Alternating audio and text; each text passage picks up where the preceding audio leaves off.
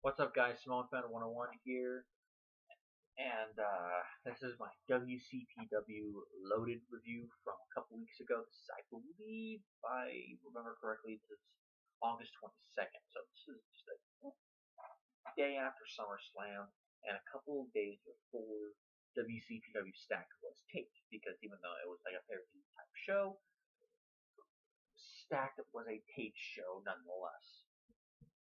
I'm about to do over the results here. I just gotta find it. Right here, actually.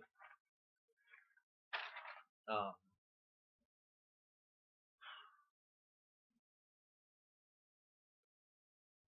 uh, Basically, this was, first of all, this was a pretty damn good show. With several pretty good matches, although in terms of like the ratings and everything, I can only remember two. Especially a match that we all love. But yeah, let's get shit out of the way. It's probably going to be a short review considering we already know what happened at Stacked, but we'll get to that.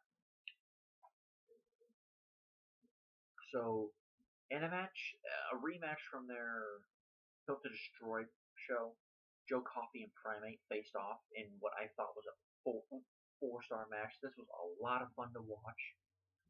Joe Coffey looked very strong here. Primate looked very strong here.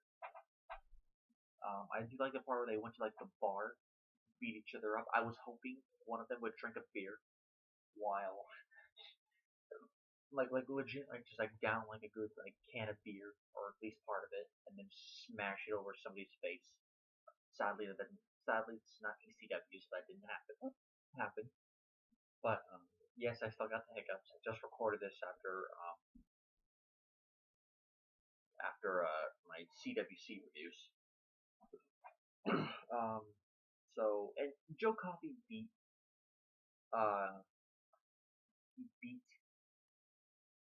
Primate. For a moment I forgot his name, even though his name was right there. I was kind of shocked. I didn't think they would give him the win here. I think Primate would get a win back. But no, they gave the win to Joe Coffey. So 50-50 booking just did not strike here. It ended up striking in the next match, which was B. Priestley against Nixon Newell. To make it short, B. Priestley won. And I gotta say, they're both cute, but B. Priestley is like almost like Paige in the fact that she's emo, but she's also hot. God damn, she's hot. And I think what part of it is her wrestling gear. Nixon Newell comes out in standard wrestling gear for women. B. Priestley comes out in what looks like a bra, which is what Paige usually comes out in. So maybe that's part of it because they come out wearing wrestling gear version bras. That is awesome. So yeah, B. Priestley. God, it is late. I am tired. I must say. Hold on, I gotta blow my nose.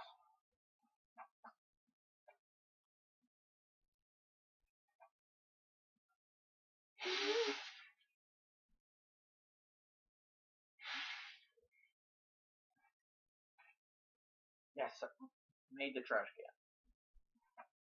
A good shot. So anyways, I keep calling her Bia. B. Priestley. I think B. Priestley and Nixon Newell are good.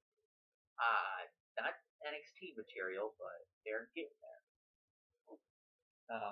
And they're good hands for WCPW. Man, my mind is just going out of wits. But we get Adam Blompe backstage, and this coincides with what was going on with Big Damo and WCPW title. He basically said he was making a deal with an unknown figure to make sure that Big Damo keeps the title, I guess, and to get his revenge on the fact that he got kicked in the balls by Aaron Rex, the former Aaron Stevens, former Damian Sandow a few weeks ago. couple weeks ago, I should say.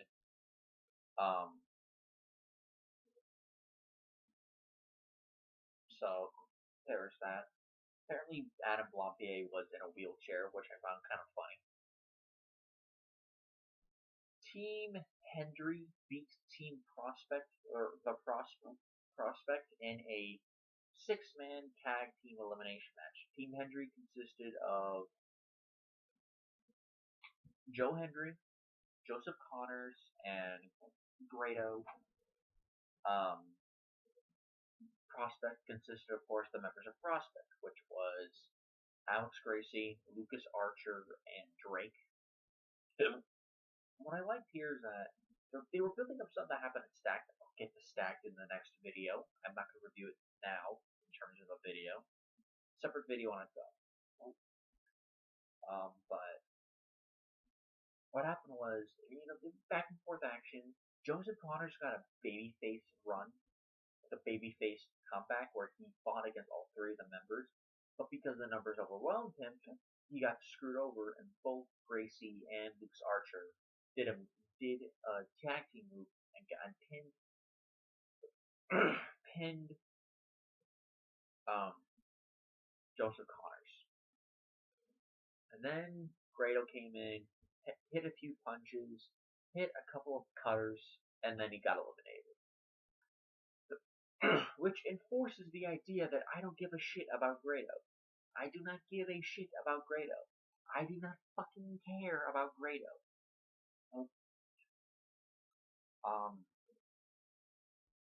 But Joe Hendry, he had the best babyface comeback. The crowd was into him like no other. And he beat all three members of Prospect. He beat Alex Gracie, Drake, and Lucas Archer. I think it was Lucas Archer first. Then it was Drake, and then it was Alex Gracie. I believe in that order. But goddamn, it was a lot of fun. And the crowd got behind Joe Hendry, and to be honest, I didn't know what the story was going. Was Joe Hendry gonna eventually turn on Joseph Connors? Were they just gonna form a tag team and just, run roughshod and be awesome? Was Joseph Connors gonna turn heel? What was somebody else going to break him up? Was one of them gonna retire? I don't know. I didn't know what the storyline was going until Stack happened, and I'll get to that.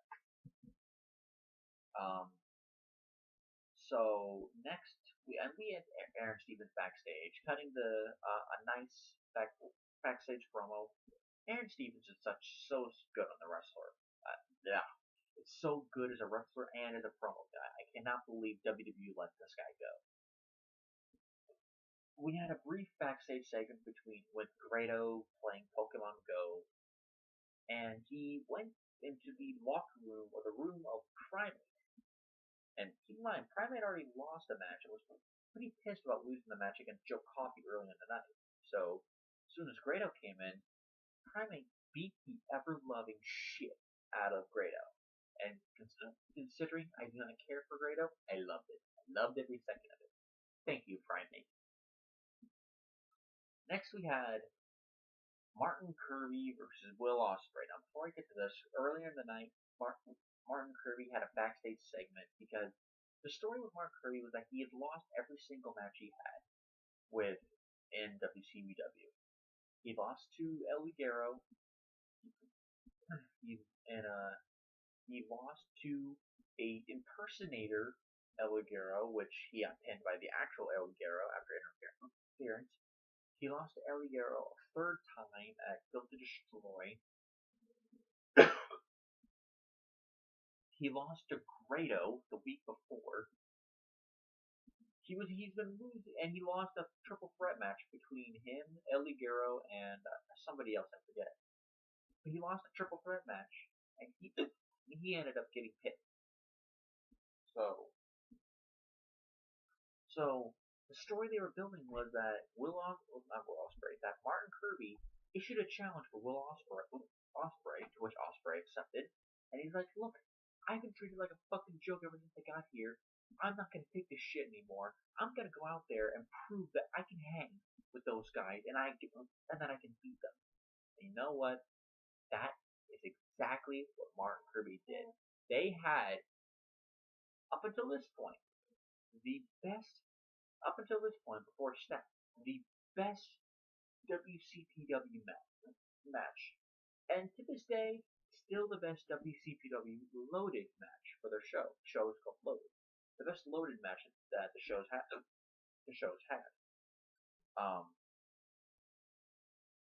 So, with that said, god damn was he good here. Martin Kirby was good. Will Ospreay was good. I can't recall all the spots. But what was important was who won. I didn't expect Martin Kirby to win. I didn't see the storyline until after the fact. Martin Kirby won. He beat Will Ospreay. And after the match, in my opinion, this should have been the main event. This should have been the main event of the show. It deserved to be. After the match,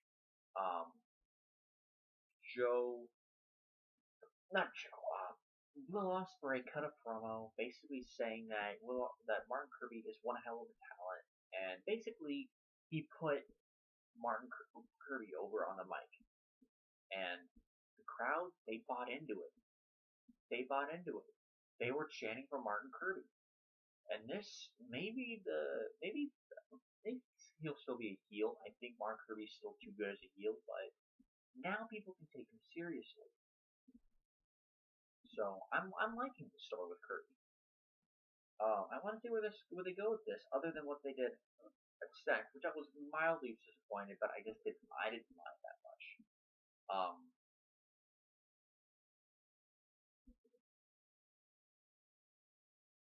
After that, we had another vignette or outside segment between Prince of Mead and his manservant Gabriel Kidd. They were in, I forget, I think they were in Newcastle, and Prince of Mead kept on saying he was a statue of a dude, which he really wasn't, obviously. I mean, he's alive, the dude is dead. He's been dead for hundreds of years. He wanted Gabriel Kidd to shoo away the birds. Kidd wasn't having a good job, and this was a funny segment, but it was useless, honestly. But it does display how much of a complete dickhole Prince of Mean can be to Gabriel Kidd. Gabriel Kidd is only like 19 years old. He's not much older than I am. In fact, he actually might be younger than I am. I think he might be 18, but I forget. We had a brief backstage segment between Doug Williams and basically, he didn't know this was going in, but he was told by the announce person, the only woman I don't remember her name to. She's the backstage interviewer, blonde lady, and she asked Doug Williams what are his thoughts on his match with Stack. And he's like, what do you mean? And she told him that not Stack, but thoughts on Drew Galloway. He's like, what do you mean? Well, you're having a match with Drew Galloway at Stack. And Doug Williams didn't know about this. So, he's like, wait, I have a match at Stack? And she just kind of assumed he already knew. He didn't. Williams didn't know, and he went to go talk to Adam Pacitti, which obviously must have went well because we never saw that. But I keep feeling bad for Doug Williams here. I do kind of feel bad for him. Adam Pacitti, not exactly good at relaying information. So in the main event, we had Big Damo against Aaron Stevens. He defended the WCPW title against Aaron Stevens. It was a good match, but Big Damo, but it was kind of ruined slightly by the prospect running in. Apparently, Adam Blampier was in a wheelchair. He came out to interfere, obviously being the wheelchair was fake, just like Victor Guerrero was back in 2007, 2008.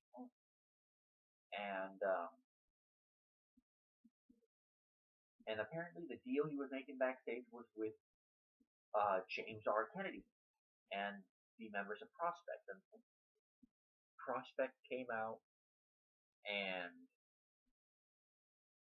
Prospect came out to interfere in the match. Then they were intercepted, interned by Joe Hendry and Joseph Connors, who do not like Prospect at all. But eventually, Big Damo got the win over Aaron Stevens, and that was that. But that wasn't. I think that wasn't why it was the main event. Although Aaron Stevens, being a WWE guy, pretty much put Big Damo over, although not cleanly. The reason why I love this is what happened after it. When guess who returned? Rampage Brown returned after a few weeks of inactivity ever since he got pile driven to hell by Big Damo at Built to Destroy in that double heel turn. In that double turn, Big Damo to a heel, Rampage Brown to a face, and he came in, he wanted to go after Big Damo. Big Damo ran out of there like hell. And after the whole breakdown of the show, Adam Gacini came out and basically said, "Hey, I'm not going to take this shit anymore. Big Damo, at WCPW Stack, you're defending your WCPW title. You're going to be defending it against Rampage Brown, Joseph Connors, and Joe Hendry in a fatal four-way match. What? In a fatal four-way match for the WCPW title." And of course, big objections from Blampier and Damo, but that's how the show went off the air, and I knew it was going to be a good match. I didn't know what was going to happen in it, obviously. I predicted that Big Damo would probably retain, and Rampage would win it in a singles match later down the line. What they did with it at Stack caught me off guard, but I'll get to that at WCPW Stack. This was a pretty damn good show.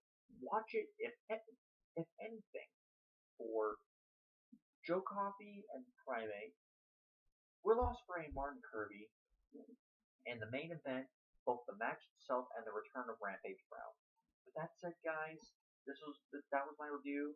I'll see you next time with my WCPW Stack review. Till then, peace out.